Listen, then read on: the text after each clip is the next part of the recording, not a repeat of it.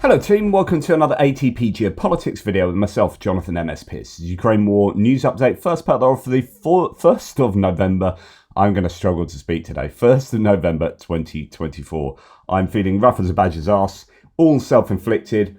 Beer and curry with a couple of mates last night. I only fell over flat on my face once, literally. My MS. If you have a few beers and you have MS, I want to get, there's a t-shirt you can get.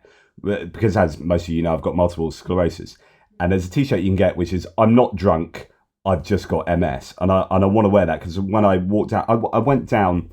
This is a crazy week, and I am apologise that my content is not as consistent as it should be, etc., etc.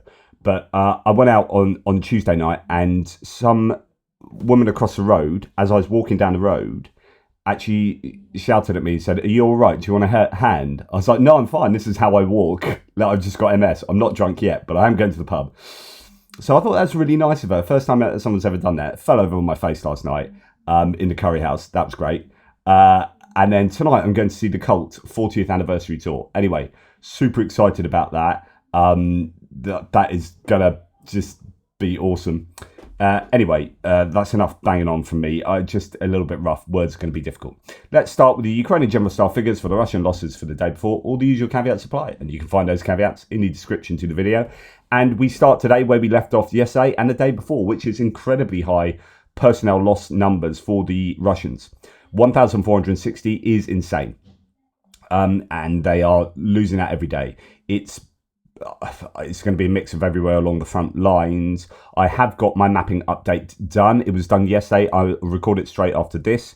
It will be a day out of date, but it'll still be useful. 6 tanks lost, 20 armoured personnel vehicles, which is about on the daily average, a snip over. 26 artillery systems, above the daily average, but half of what we saw yesterday. I think it's 58 yesterday. 1 multiple launch rocket system, 77 vehicles and fuel tanks, still very high there, and 9 pieces of special equipment. So some pretty high numbers in a couple of categories and fairly consistently problematic for the Russians and others. Let's have a look at a couple of Andrew Perpetual loss lists. So we've got 2 today, one from 2 days ago and one from this morning, i.e. from yesterday. So there's like these losses. This particular one will represent what they found, or he and his team found on the socials from 2 days ago. So this is an incredible number of pieces of equipment, but as you can see, most of them are these grey ones, which are the civilian losses. So Bukanka, the loaf Scooby-Doo vans, SUVs, motorcycles, all that kind of stuff. Quite a lot of ATVs. I told you that I'd seen a number taken out, and I said they will be using these for attacks, and that's why we are seeing higher numbers of vehicle losses, more so than armoured personnel vehicle losses. I think you're replacing some of these with these. And that's the stats seem to bear that out in terms of the numbers. And then when we look at this, okay, so we look at these Russian losses and you think, okay, 4-wheelers there, buggies, an awful lot of those, and fewer APCs, fewer IFVs maybe than usual. So I have seen videos of attacks where they dismount from these buggies and similar. So that's my supposition, and I think it's borne out by the data. Okay.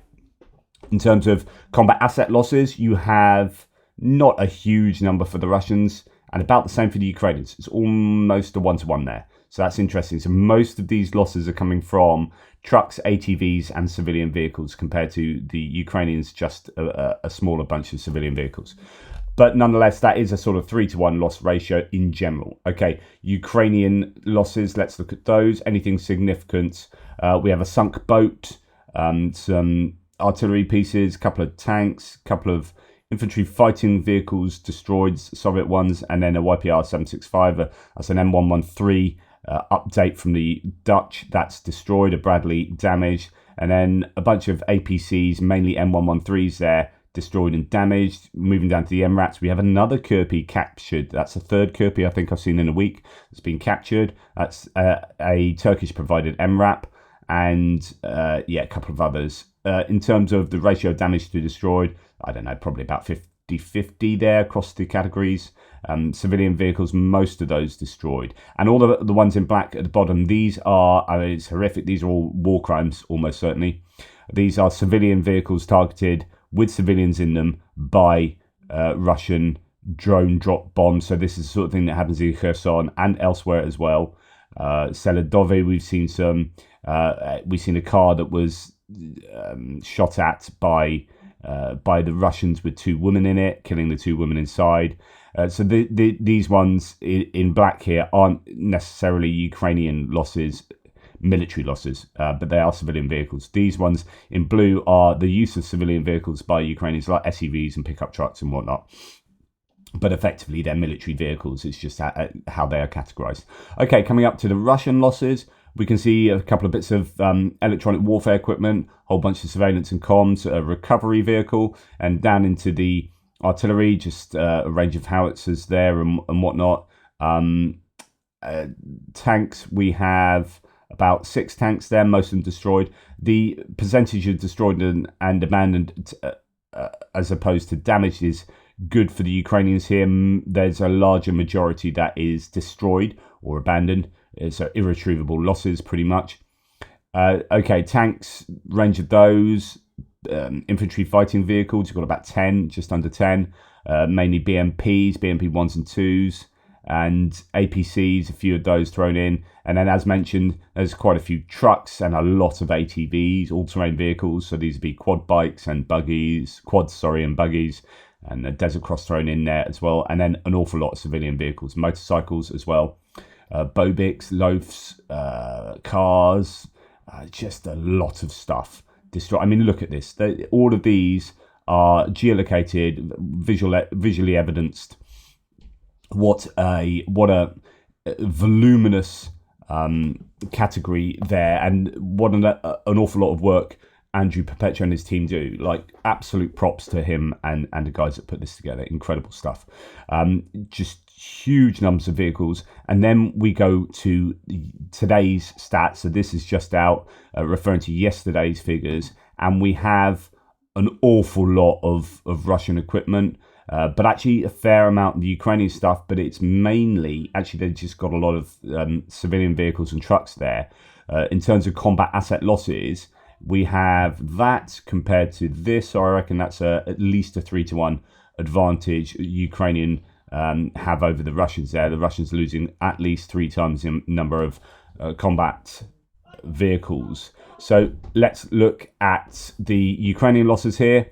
We have some artillery. We've got a Caesar damaged. Interesting. Haven't seen that footage. We have a tank, a single tank, 3 infantry fighting vehicles, including a Bradley damaged. Again, the ratio of damage to destroyed is fairly good here for the Ukrainians. The far fewer destroyed than we have seen previously. So that's something. We've got a few destroyed Ukrainian Western-provided APCs, M113 Striker and a BAT UMG. And then the rest, again, all Western damaged, M113s, Striker, Humvee, Senator, etc., etc. MRAPs, likewise. And then down to quite a few civilian vehicles, pickup trucks, SUVs and whatnot. So there we have that, and then we go up to the Russian losses. We have an air defense thrown in, a book that has been destroyed. Remember, we had a really high number. We had 8 air defense systems destroyed on the general staff figures 2 days ago, was it? Or was it yesterday? So we might expect to see some footage coming out with some air defense systems getting taken out.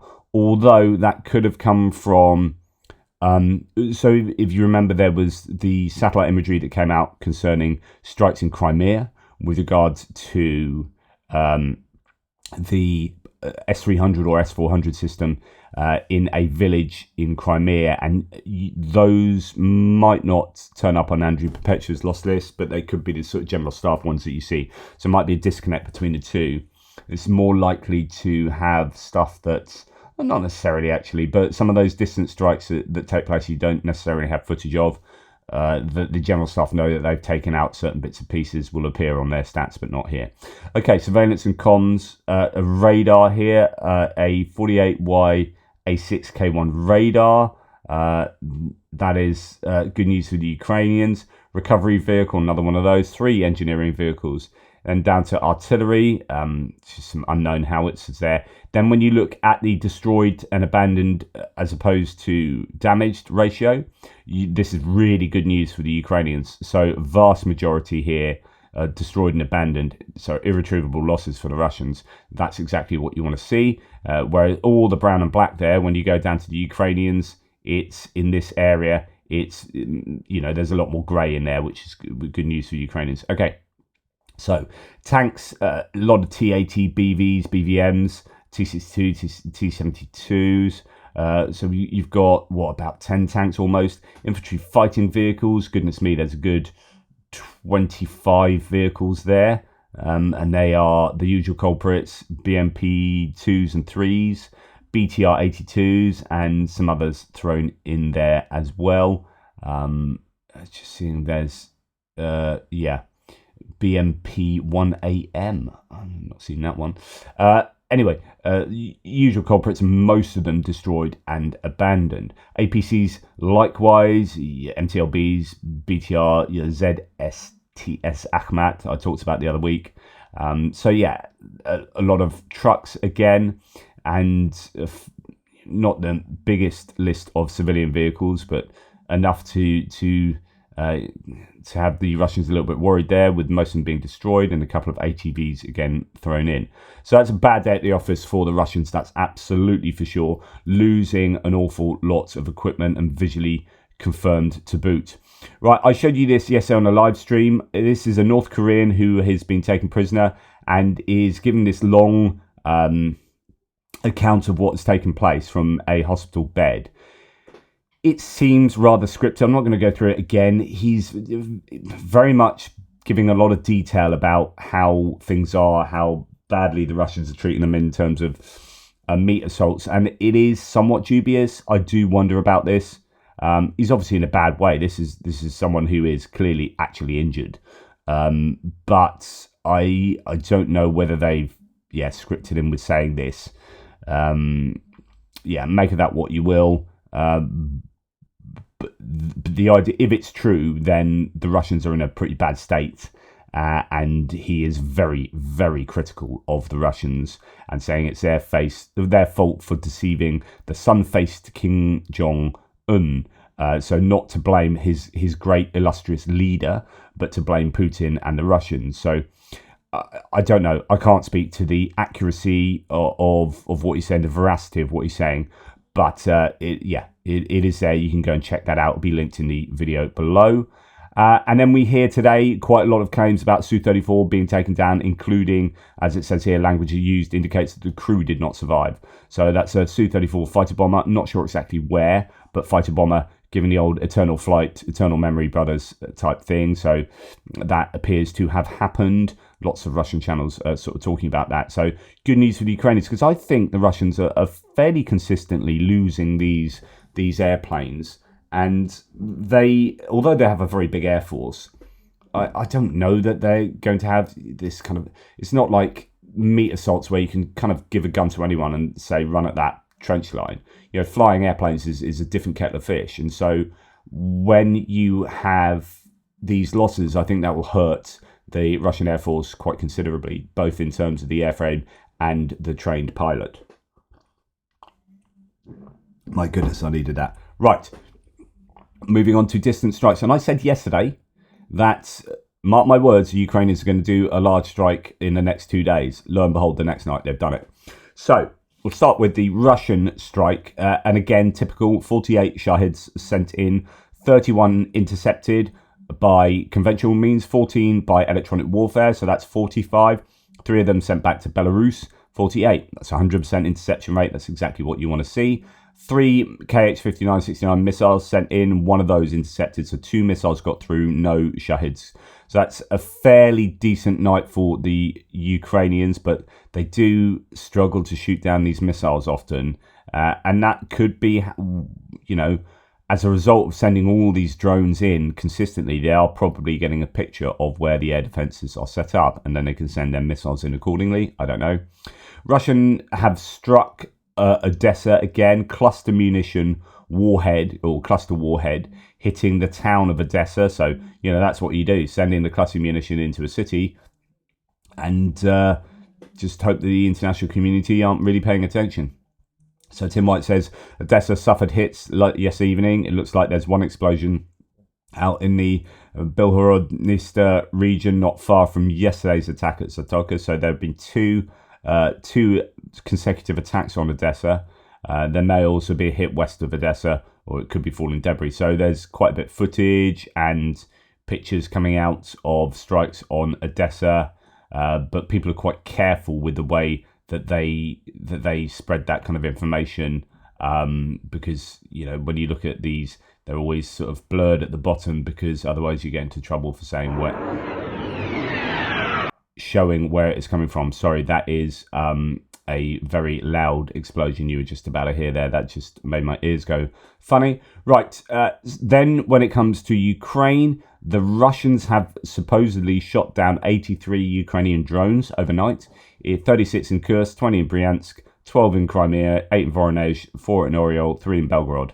And that is good news that the Ukrainians are back on the offensive there. Just seeing actually this has just come through. So Dnipro has been hit this morning. Large explosion was heard, smoke is rising, possible target was intercepted near the ground, but let's wait and see. So Russia is still, central Kherson has also been hit by missiles. Ballistics struck the city in the last hour. Oh dear. So that's fairly unusual. It's usually just drones and artillery giving Kherson a lot of attention. For missiles to be sent into Kherson, that's pretty horrific. I imagine there's not very many people left in Kherson these days. It's so sad. Absolutely heartbreaking. Reports, so with the Ukrainian strikes, which, just to remind you, there was 83 that the Russians claimed that they shot down. Almost certainly not the case. As in, they claim they shoot them down, but they rather fortuitously shoot them down on the target that they're aiming for. Reports that an oil plant has been struck by drones in Ufa, around 1,600 kilometers from the Ukrainian border. Wow. This video shows the air raid warning sounding and the local airport was closed. Local media report evacuation of the Bashneft Ufaneftkim plant. Then we hear that the Moscow oil refinery, one of Russia's largest, oh no, I'll talk about that at the end actually, that's in the wrong place, come to that later. So after a months-long break, the Russian oil industry has begun to resume its previous explosive trajectory, falling prey to Ukraine's eager drone fleet. Last night, Stavropol region in Russia, this oil refinery has been hit, and I think is that 1,000 square meters now on fire there? I'm sure I read somewhere. Overnight, drones attacked a Russian oil depot in Svetlograd, Stavropol region. The drone debris hit an apartment building in Bryansk as well. Reports say around 80 drones targeted areas within Russia. So all we really know about is this oil depot. And then in Bryansk, one hit a building, which will almost certainly not be the target. That will be sent out of whack by electronic warfare. The Ukrainians have no interest really in hitting residential buildings. When you've got scarce resources, it's not a good use of resources. So 3 enterprises in Bashkortostan were reportedly attacked by drones, according to local authorities as well. They claim no significant damage was inflicted, but one of the targets included the Bashneft Ufaneftkim oil refinery. So there's this one in Bashkortostan that we're hearing about, that refinery that was evacuated, and then we've got footage of the one in Stavropol being hit there, and that's possibly more considerable damage done, 1,000 square meters on fire, according to one report. So my guess is an awful lot has happened probably in Russia that we don't quite know about yet, and we might never know about really. It depends whether people randomly get footage of this out on mobiles and whatnot. So in terms of the strikes on oil refineries, like I said, there's been a bit of a quiet period for Ukrainian drone activity, and I was expecting a larger wave, and we got that last night. The Russians have been preparing themselves. So this is a Moscow oil refinery, one of Russia's largest, being covered with anti-drone protection. In September, this refinery, which services 40% of the needs in the Moscow region, was attacked by unidentified drones, resulting in a fire that caused extensive damage. And now you can see they've got these big nets over the over the refinery. So that's quite incredible. Be interesting to see whether that is able to stop a larger drone, like an aeroplane sized drone, some of those, or the Yeti drone, whether that would stop it from impacting, or whether they'd be able to break through that kind of netting. I don't know, but you can see that the Russians are really putting in quite a bit of effort into trying to stop these drones taking out these refineries. And then when we go to other bits and pieces in the news, Antony Blinken has said that Russia has deployed about 8,000 North Korean troops to Kursk. So this is a step up. We'd heard previously that, they were in Kursk, and then the total is sort of 10,000, maybe a little bit more in the whole of Russia. Now 8,000 in Kursk. And Russian Federation soldiers from the DPRK, so the North Koreans, are being trained in basic infantry operations as well as the use of artillery and drones. This indicates an intention to use the forces in frontline operations, Blinken said. So a little bit more detail being offered now by the US National Security Team. So Blinken said that the United States would soon announce a new security assistance package for Ukraine. So some new aid to be announced. Quote, "We continue to provide security assistance to Ukraine from the United States and will announce more in the coming days," Blinken said at a press conference with his South Korean counterparts and the Pentagon chief. And of course, a really big thing that people want is just lifting those restrictions, just lift restrictions on Ukraine. Russia allies say, and in case you've got any doubt about where North Korea sits here, they are saying, "We will assist the Russian people in their holy war.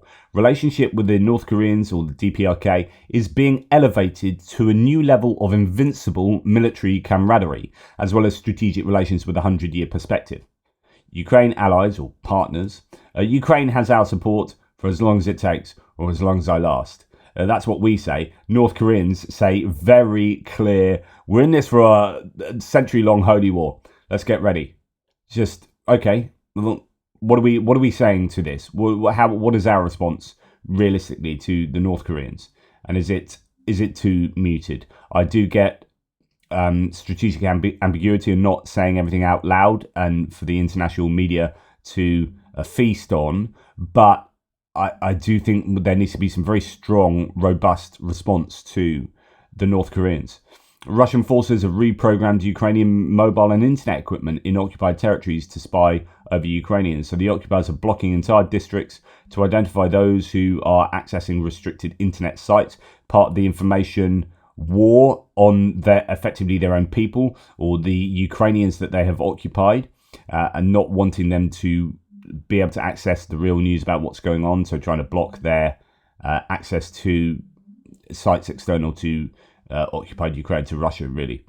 And power outages or power outage schedules may return as early as next week, according to the member of the Centenago, National People's Republic. Starting next week, forecasters predict a decrease in temperature, which may increase the load on the power system. So this is more about the consumption of energy will go up, because obviously we're getting into winter and it starts getting proper cold. So the draw on the power grid will go up, and that will cause there to be an overload. So they'll have to have scheduled outages to be able to manage that. In the event of an imbalance, NEC Ukrainian can introduce electricity blackout schedules to stabilize the supply.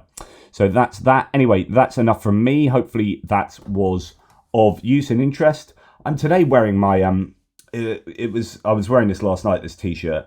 This is my Viva la Evolution t-shirt with Charles Darwin there in his in a beret. It's the riff on the old Cuban chap. Anyway, I was in the first pub, and it's like Evolve beer. I have to drink Evolve beer. Anyway, too many of them, and I'm in trouble. But there was a bit of serendipity with the beer and t-shirt that led me to ruin. Anyway, take care, guys. I'll speak to you soon.